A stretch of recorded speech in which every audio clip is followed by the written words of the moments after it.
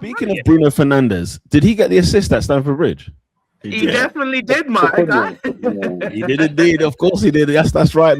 Chelsea 0, Manchester United 1 with a Mateus Cunha winner 1-0 to the Red Devils. Oscar. Are you gonna come here first? Yeah, because I need to get you out of the way quickly because you man are cooked, man. Like you just finished. You just finished and cooked. So just end it. End the stream, Dave. Last week, let's just take it back to last weekend. Before the podcast kicked off, we were getting ready for Leeds versus Man United. And I looked at Ernest and Robin. I said, this is an easy win. You're at home. What could go wrong? But then Ernest was saying to me, nah, I'm not so sure. I said Ugarte.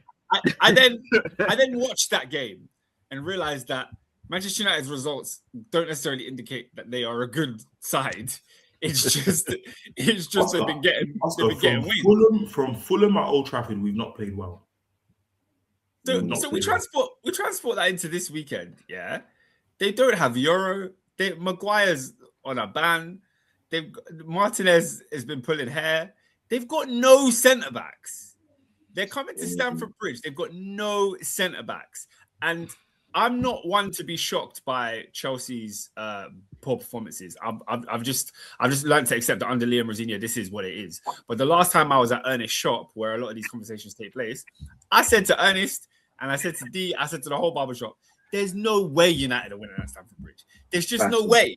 I couldn't conceive it. I couldn't conceive how United would win at Stamford Bridge. I said, as bad as Chelsea are, we know how to at least raise the level for a bigger game. And with Palmer, Caicedo, Enzo, they'll do something and we'll go on and win. How on earth we managed to put in a performance that pathetic, I can't put it into words. I think the first thing I said in the group chat was tonight will be Esteval's night. Of course, Esteval pulls up in 13 minutes and his hamstring's gone and he's out. And we're sat there. Is he injury prone, Oscar? He has been this season. He's had 2 hamstring injuries. And they've stopped him from playing. And the report came out today. Hamstrings. Yeah, he's been out for quite a bit. As in he just came back from injury. That was his first start back from injury. All the other games he's come off the bench. Man. You need a masseuse. His first start back from injury, and then he didn't even get to have an impact on the game.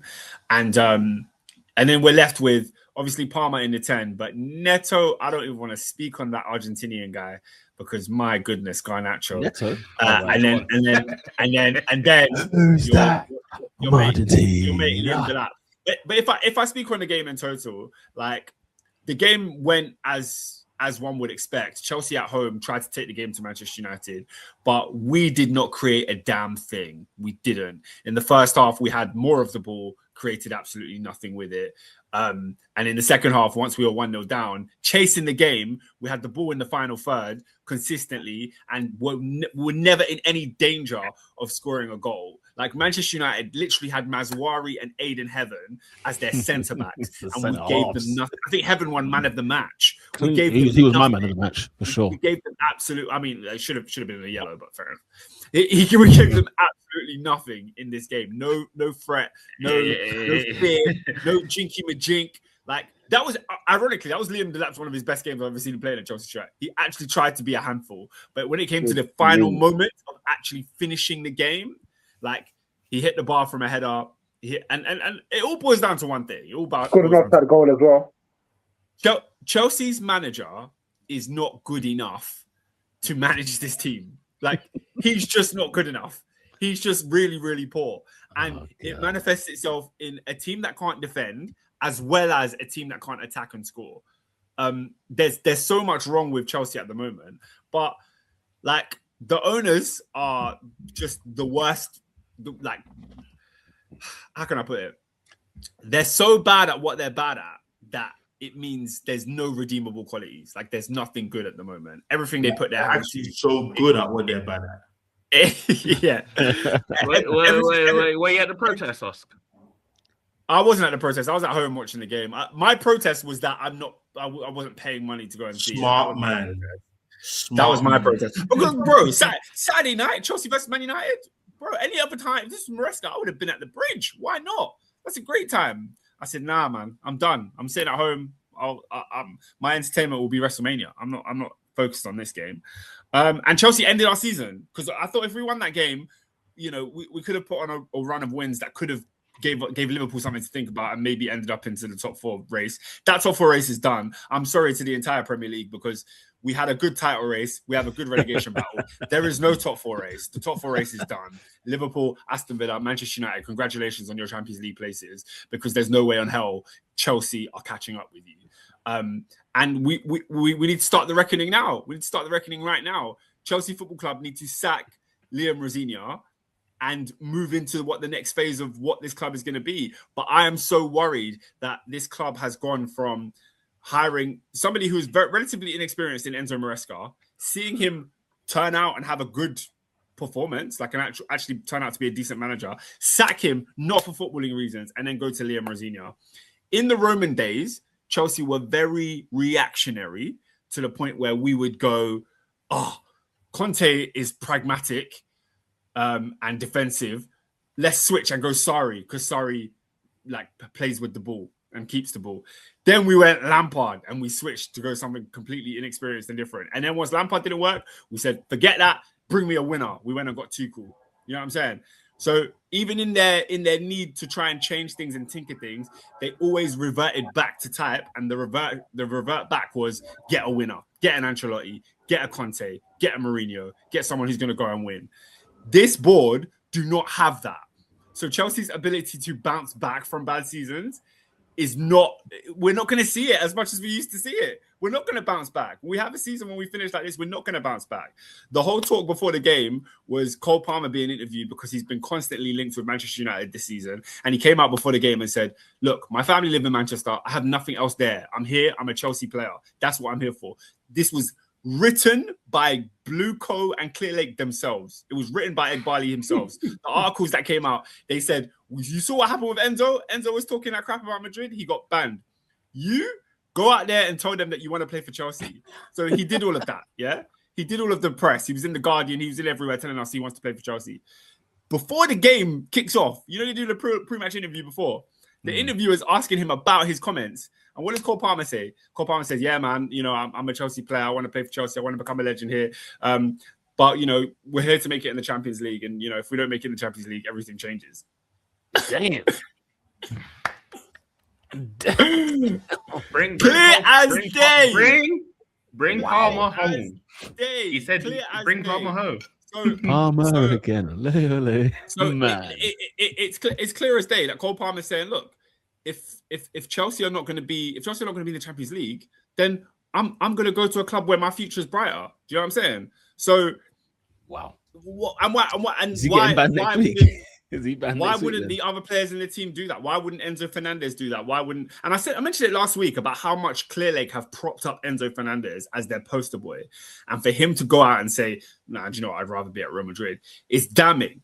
If Cole Palmer does the same, it's damning. But you know, this summer is going to be so interesting on that front. You know, when players hand in transfer requests, we're going to see them rife. Especially, I can't believe you're 7 points behind Liverpool. That's it. We're so far adrift. We get to play them, innit? They're playing them next. Essentially, where? No, we got a game tomorrow night. But essentially, when I was looking at the fixtures, I said, look, we're in a horrible position, but we play Manchester United and we play Liverpool, two of the teams that we are chasing. Have a run in the end of the season where you can at least be proud of your performance and turn up and do something, and hope Villa or United or Liverpool just fall off. But that's it. They've blown it. They've blown their opportunity. We're now playing for nothing. At least we're in an FA Cup, but that's about it. So one of the things the Champions League. Will he keep his job in the summer?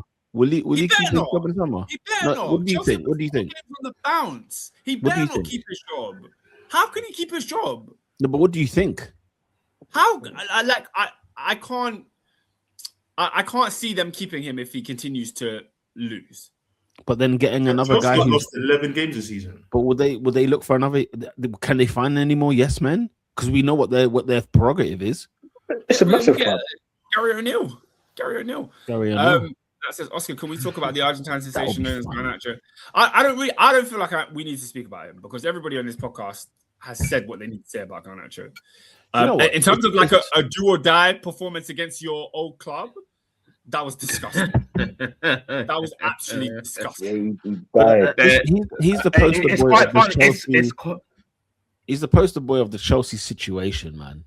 Yeah. I was saying last week. What's up with Chelsea or whatever, blah blah. Like you just look at Garnacho, and that will tell you everything that's going on at that club. I was saying to Adrian last week that it's quite funny how his tone has changed with his stance towards United, and then this. It's just funny that today and yesterday he's trying to repent in front of our eyes. Yeah, is he on loan or is he?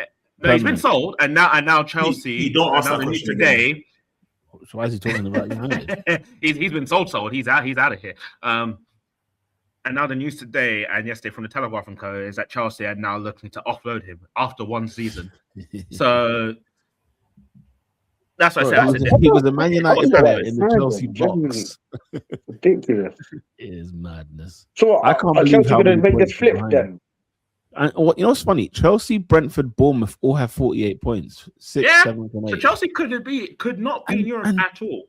Brighton 47, Everton 47. Bloody Nora. I don't care though. Like for me, it's like Champions League or nothing. Like I'd rather not be in them other competitions. So fifth or 10th, basically. Yeah. Well, yeah, it depends because you still technically could. I'll say you still technically could get Champions League, depending on what Villa does. I think for the size of your squad, you need to be in Europe. Do you think it might help them to cut the fat though? Adrian? Will it trim the fat? You lot remember when I crashed out when you lot tried to give Chelsea a B in the season review? There's nothing to discuss about what they will or will not do, because if there's somebody that doesn't have a bag of dams to give, it's me. I don't care what these guys I want them to rot. I can't lie. I do want them to rot. Man United of it all. We'll talk to us. Chelsea, winning against one of the rivals for the top 4. 3 points. Finally winning at Old Trafford as well. Stamford Bridge. Sorry. How are you feeling? We repeat the same thing that we repeat every year. Chelsea Man United is one of the worst games to watch. Period. Honestly, I missed out on the Copa del Rey final for this nonsense. Couldn't believe it. Howler for me. That was a great game as well. Superb. Man United, for the lack of defenders and all that stuff, my biggest issue this week, and it pretty much firmed my stance of like Carrick can't be a long-term manager, is because whilst we got the goal, Chelsea at the start were peppering us, and after that, Chelsea were also peppering us. The players were tired. There needed to be fresh rotation. We didn't make our first sub until the 82nd minute. It's just like I get the squad's depleted. I get it, all that stuff, but there's still players that you can bring on. Cunha, despite the goal, was awful. He was better than it showed. I don't know. I don't know because if you're asking me, Bumo's balmy. I agree that his performance has dropped off the cliff. Like since he's got the 10 goals or the 10 things yet. Since then, I'm not seeing him since. I can give you performances before that. The guy's been balmy guy. If he's not playing through the middle, I don't want to see him play. That's an Mbamo, you know. But he's meaty. He's actually meaty. So he's been quite. But the front three in general have been quite meaty. What I'm happy about is that despite being where we are, we actually got the 3 points, because that's what I was at the end of the day. I said, listen, we need Champions League. We need the 3 points. Let's just get this. And I said to David, I will assess the squad in the summer. Robin, we need a Champions League football. We need a Champions League. That's what I said. That's when David said, what are you thinking about this player? I said, I'll assess the squad in the summer. I do not care right now. I will assess the squad in the summer. We need Champions League. This was a big win, a very, very big win. What else can I say? Yeah, Bruno. Yeah, he's now proven more than ever that he should be playing the season. I wasn't a propaganda thing at the start, but if you're asking me now, yeah, well deserved to play the season. Well deserved. And I can't say anything more about that. yeah, other than that, there's not much to go. We've got Brentford next on another Monday Night Football. Make that ninth of the season. Hold up there. Where is it? Home or away? If grass is grass, it don't matter. It's at home. Brentford at home, and then Liverpool afterwards. And this is why this win was important. 100%. Because I don't know what happens at the Liverpool game, because that's two big giants. There's lots of storylines. Salah's last game at Old Trafford. There's whole shenanigans over there. So that could be a top of anything. Brentford is the one I'm like, no, Brentford, since we could easily lose. Is it Ollie? We could easily we have always held like 2-3 to these men. Like since Ronaldo came back, guys, it's just like we don't play well against Brentford ever. So that's the issue. Give Carrick this new contract, man. Come on, pull the trigger. Pull the trigger. I think why? Because you run the risk, of getting a manager who, like Amorim, doesn't know what he's doing with the players that he has at his hands. At least Carrick, you can say, do you know what? He needs to tweak the coaching in terms of getting better, but he knows the basics at the very least. Carrick is one of those managers that needs overcompensating in quality. Like he needs a squad of quality in order for us to say, you know what, this is your ceiling. Because I think my question for years with this squad is, how good are we? How bad are we? Yeah. Don't give me Amorim that gives me a false image of what it looks like.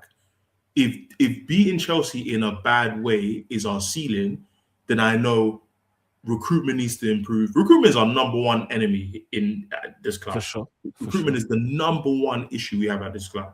I think more managers would have finished higher in the table if our recruitment was on point. Do you know what I mean? It just doesn't. It just never helps us. The P you're gonna say? No, I was just gonna say. I know Amorim was a criminal. We don't deny that one bit, but because of the performances we got from Man United under Amorim, doesn't it show that how bad United could be? Because you made the point earlier that I don't want this false image of how bad United can be because Amorim was so terrible. But at the same time, because it actually happened, doesn't it show that, do you know what? United at their best can be exceptional, but at their worst, they can be deplorable. The reason why I don't agree with Chelsea's players, for example, Amorim's bad is because you could put the Titanic in the middle of our pitch. The passing that teams were doing in the middle, the gaps between Casemiro and Bruno, you could build a 3-story. And now, because you've included one more player in Kobe Mainu, the holes are not as wide for Chelsea. Like I don't think Enzo and Caicedo were bad on Saturday. I think they were Chelsea's best players. But if it was a two-man step, of Bruno and Casemiro, Chelsea win this game. If Chelsea had the gaps that Amorim left last year, they score goals. Chelsea though. Yeah, it's a separate point. 6 of 1, probably. Yeah, 6 of 1, half a dozen. Like in all seriousness, and I'm saying like those are the kind of things where I didn't need you to be a rocket scientist to be able to assess why that was bad. So our bad since Carrick has come in, and like I said, most of the performances since Fulham have been bad, and some of those performances have included wins. So it means we can play bad and win. Newcastle was a lesson, wasn't it? Newcastle away was quite. Newcastle was a big lesson. Newcastle was a huge lesson. But imagine we're playing 3 at the back with Newcastle with 2-man midfield when there's Tonali, Bruno G, and Joe Linton. You haven't prepared for this. You haven't prepared for this. So anyway, crap performance, but I felt vindicated because I've been telling you, man, in the group chat, why does heaven not play ahead of Euro? It's a great question. I have asked this question. I wanted to bring this up. I have asked this question all season because even if Euro has some potential that only the genie in the lamp from Aladdin can see, Heaven is the better centre back. And you lot know my fundamental desire when I see a team selection, play the best players in your squad. That's all I want. If this guy is better on merit, I don't want to see the other guy play. Play the guy. Because if you're telling me you're playing with Mazraoui, because I thought it was going to be Luke Shaw left centre back, Heaven right centre back, and then we're going to play Mazraoui left back. And don't get me wrong, Chelsea are pants. A better team scores against us. Some of those chances that hit the bar go in. No problem. Heaven was comfy. Every game I've watched of him this season, I'm like, we got this guy for £1 million? I couldn't believe it. Could not believe it. Every time I watch Yoro, he's still young. He's still young because I agree with you. Towards the end of the game, I had no problem. At the start, I said this guy's gonna get the first 20 minutes. Cole Palmer was making him straight. Yeah, that's why I said he was rusty, innit? He was just a bit rusty. That's all. No, Pete. The guy hasn't played a game for Carrick since Carrick came in. Yeah, so he was rusty. That's months. Rust I can accept. That's 5 months. You know what I mean? 4 months. That is rust I can accept. Euro plays, bruv. You know when you remember the light skin era of like Omarion and them, ATL. It was you got served all that stuff. Yeah. That's Euro. It's light skin privilege because I'm looking at Heaven and I'm like, bruv, this guy's better than him. Yeah, he costs £59 million less. That's serious. What are we doing here? Play him. And then shout out to my boy Diogo. He was looking like Cafu. No, you know what that was? That was just I don't like you. It's a damn. No. He was playing because he wanted to kill that guy. Garnacho is like, if you are a young player, cautionary tale. Don't follow this guy. Do not be like this guy. Someone put a post on Twitter saying, and it was do some squats as well. And it was look, because a lot of it's just lack of running power. No, Adrian, you can't be crap and not be strong. Pick a struggle. If you're gonna be technically inept, go gym, man. Be Liam Delap. Just be Semenyo. Semenyo's first touch, that pass from Rodri, I thought, you know what?